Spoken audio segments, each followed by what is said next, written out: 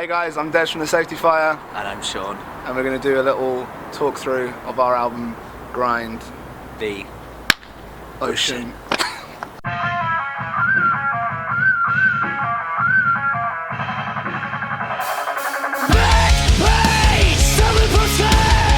The first song on the album is a song called Huge Hammers. It's probably one of the first songs that we wrote, which was specifically for the album. And I actually remember coming up with the riff. I was living with Joe at the time, and I kind of banged on the wall and I was like, yo, check out this riff.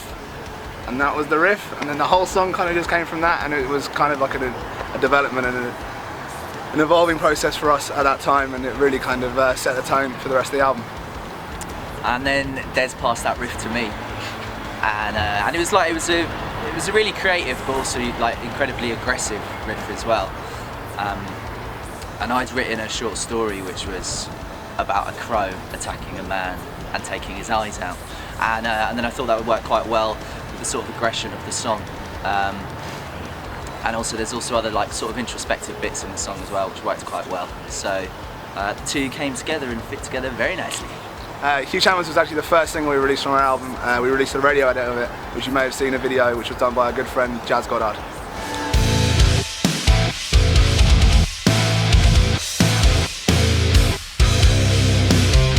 Second track on the album is Floods of Colour. From a lyrical point of view, it's kind of about how the culture and society around us just inevitably changes the way we are, kind of even down to the gestures and the mannerisms that people have.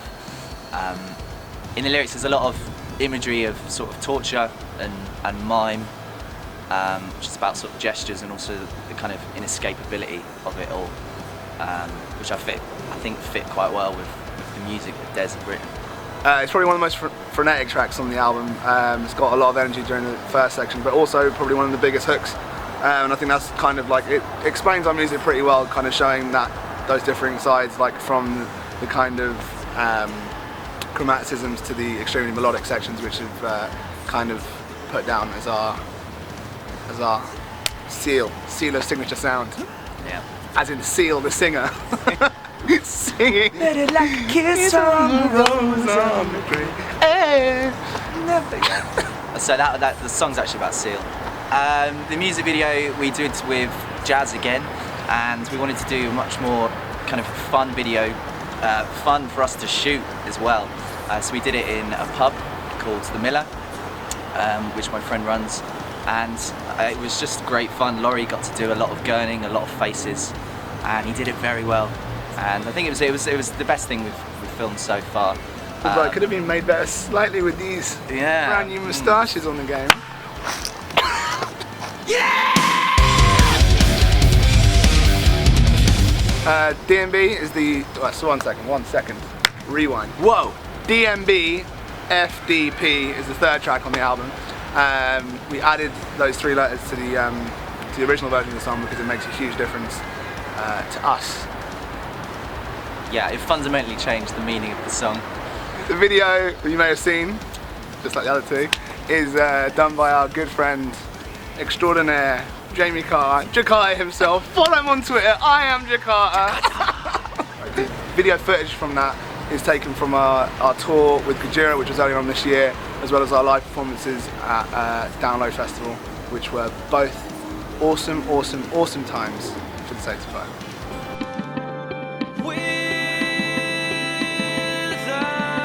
Track 4 is Anomalous Materials, which was actually written in the studio, and we kind of felt that the album kind of needed what we like to describe as a musical sorbet.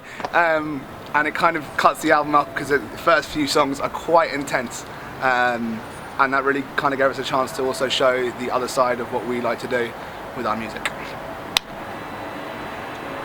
Yeah.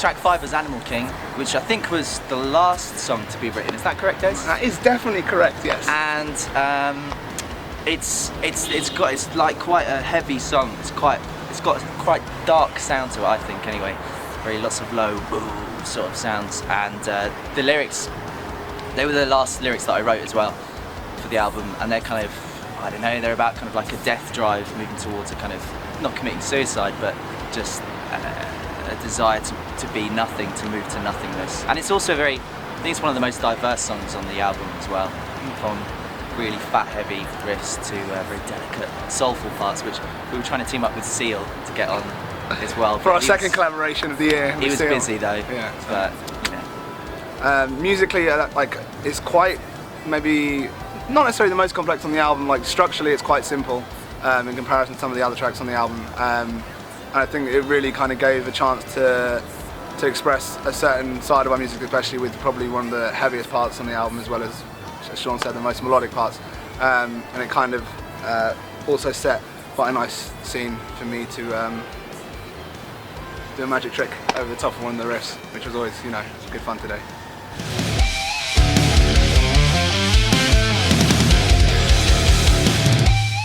Circassian Beauties was also written largely while we were doing pre-production, and it kind of, yeah, came very close to the end of the writing process.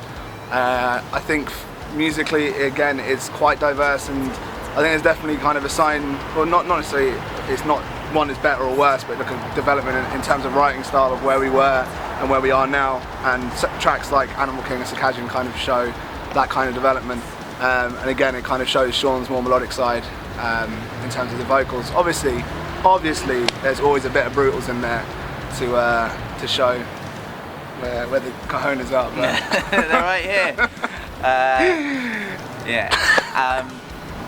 Yeah, I mean it's a song on the album which has the most clean singing on it, and that's something I really enjoy doing. I think in future we'll be employing a lot more of my melodic side.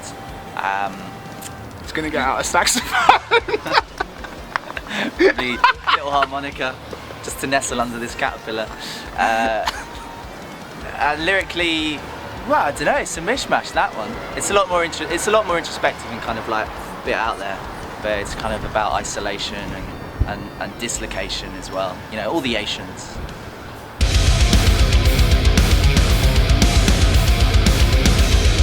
Track 7 is Sections, which was on our EP, Sections EP. It's probably the most kind of straightforward, heavy track on the album, and it's just riff after riff after riff after riff, just constant pummeling to the brain, just relentless, you know, relentless pummeling, which is what we're all about, really, in the bedroom and out. If you're lucky. Yeah? If you're lucky. Yeah, like if you're gonna write a brutal song, it's got brutal lyrics. And what is it about?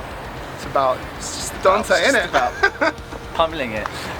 No, it's influenced by Dante's Inferno, yeah.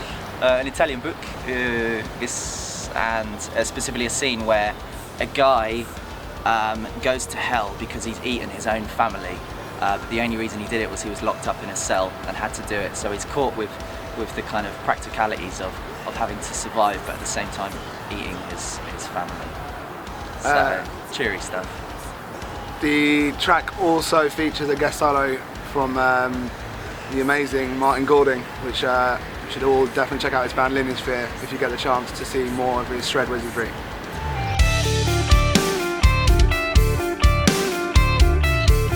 SEAGRAVES is the only instrumental song on the album, which gave me and the other guys, apart from Sean. Sean doesn't want to be in this interview because he's too much of a baby, doesn't want to be involved in the process of talking about it. But yeah, it gave us a chance just to kind of you know, groove out, jam out, get some vibes on, have a good time without Sean. It's the best of times, really.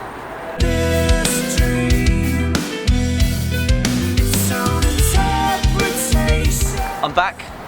Track 9, lots of singing. This is the last track on the album, Grind the Ocean, which we named the album after, and it kind of really comprises all our different musical styles and all the sounds that we kind of create on the album as a whole. I think lyrically it's kind of to do with like dreams and the disconnect between reality and dreams and maybe where they kind of meet and cross over.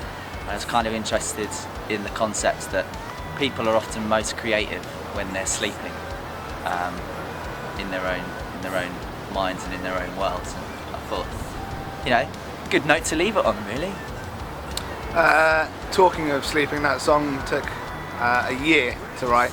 I kind of wrote the intro and the outro very early on and kind of knew where I wanted to take the song musically in between there, but it wasn't necessarily that easy to kind of go between, and kind of just basically worked on it, hibernated for a while, came back to it again, and back and forth. So yeah, that song definitely, especially the way it came out, with how the vocals kind of brought everything together, is definitely one of my favourite songs on the album. I've been Des. And I've been Sean. Bye!